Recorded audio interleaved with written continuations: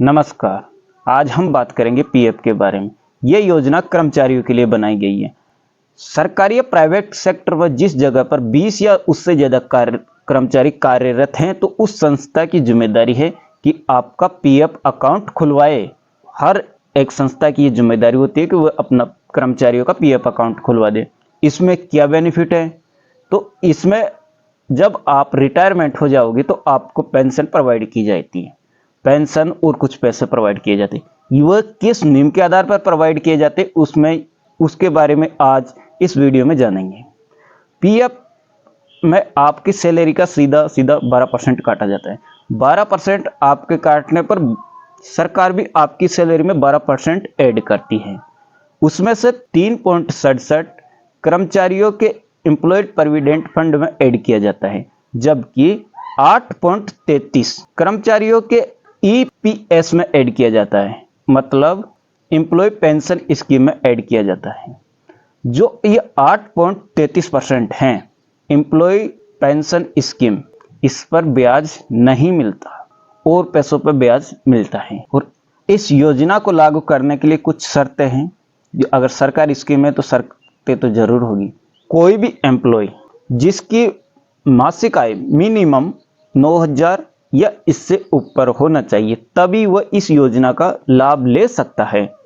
नहीं तो उसको इस योजना में नहीं लिया जाएगा। कम से कम 9,000 रुपये उसकी मासिक सैलरी होना चाहिए और सैलरी में से 12% ही पीएफ कटेगा। इस योजना में क्या पैसे को निकला सकते हैं? जी हाँ, निकला सकते हैं। हम इस पैसे को जैसे 5 साल हुए उसके बाद में कुछ निकला सकते हैं। कितना निकला सकते हैं? हम 90% पैसे निकला सकते हैं।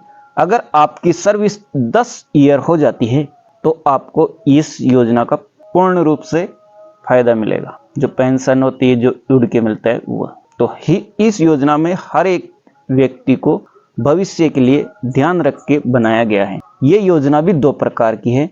एक तो है ईपीएस, एक है वीपीएस। ये ईपीएस और वीपीएस क्या है?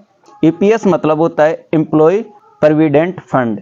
इसमें ईपीएस के अंदर वह आते हैं, जैसे कि आपको लग रहा है कि 12% अभी तो कुछ खर्चा तो चल जाएगा। आपको लगता है, मान लो कि आपकी सैलरी जैसे 50,000 आ रही है, पीएफ में आपके पैसे कट रहे 6,000 रुपये, तो आपको लग रहा है कम है तो और ज़्यादा कटा देते, 25,000 कटा दें।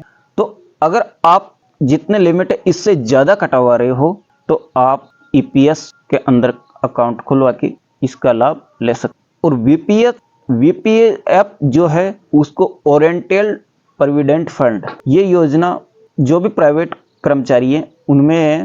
तो प्राइवेट कर्मचारी जितनी उसकी कट रही है सैलरी में से, जैसे मान लो 50,000 है, ये 1 लाख है। अब 1 लाख में से उसका 12% 12,000 हुआ। 12% तो कट रहा है बेसिक प्लस डीए में से। अगर वो चाहता है कि हमारा खर्चा तो इधर उधर से चल जाएगा अभी तो वह इस योजना में ज्यादा पीएफ कटवा सकता है, तो उसको वीपीएस बोलते हैं। ईपीएस व बीपीएस दोनों ही योजना में नियम समान है, केवल नाम का फर्क है। अगर आपको कभी इमरजेंसी आ जाती है, जैसे शिक्षा के लिए लोन लेना है, आपको घर बनवाने हैं, या किसी भी कोई कारण जो भी इमरजेंसी आ जाती है, तो इसमें आप 90% अपने अकाउंट में इन रुपयों को निकला सकते हो। ये आपके लिए सुरक्षित है। और इस योजना में ये जो है ये टैक्स फ्री है। आप बोलोगे कैसे? हाँ, सबसे बेस्ट चीज जो है ये एजम्पशन होता है, ये टैक्स फ्री है। टैक्स के भी कुछ लिमिट है। जो आप जितने इसमें आपके पीएफ जो कट रहा है इस पर टैक्स नहीं लगेगा, और जो आप ज्यादा अमाउंट ऐड करते हो उसमें 1.5 लाख की लिमिट रखी गई है। पर सालाना 1.5 लाख से अगर आप ज्यादा अमाउंट कटवाते हो तो उस पर आपको टैक्स भरना होगा। इस योजना में गवर्नमेंट कर्मचारी को अच्छा बेनिफिट है, केवल टैक्स से बचा जा सकता है। और जब इमरजेंसी आए तो इस योजना से पैसा भी निकलवा सकता है। तो ये अच्छी योजना है सरकार की, इसका जरूर फायदा उठाना चाहिए। और सरकार की भी जिम्मेदारी है, क्योंकि अभी आपको जो ब्याज मिलता है इस पर लगभग 8.15% सरकार दे रही है। अच्छी रिटर्न है, अच्छी रेट मिलती है, और एफडी की अपेक्षा तो लगभग ठीक है। तो इस योजना का जरूर फायदा उठाना चाहिए। बट सब सोचोगे कि ये तो कर्मचारियों के लिए है, जनरल आदमियों के लिए क्या है? जो साधारण आदमी है वो क्या करें?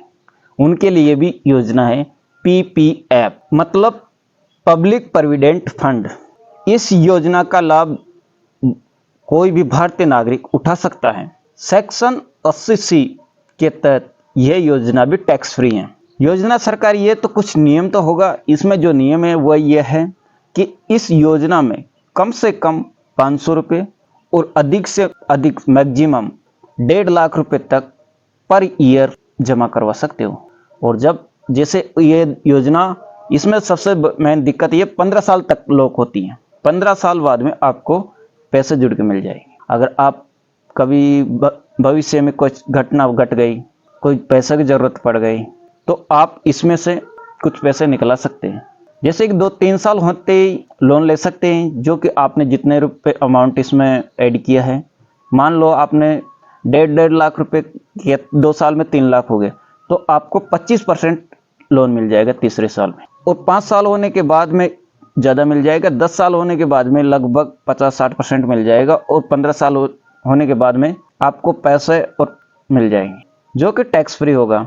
और 15 साल के बाद में इसको 5 साल के लिए और भी बढ़ा सकते हो, फिर 5 साल के लिए और बढ़ा सकते हो। तो ये साधारण आदमी के लिए है, अच्छी योजना है।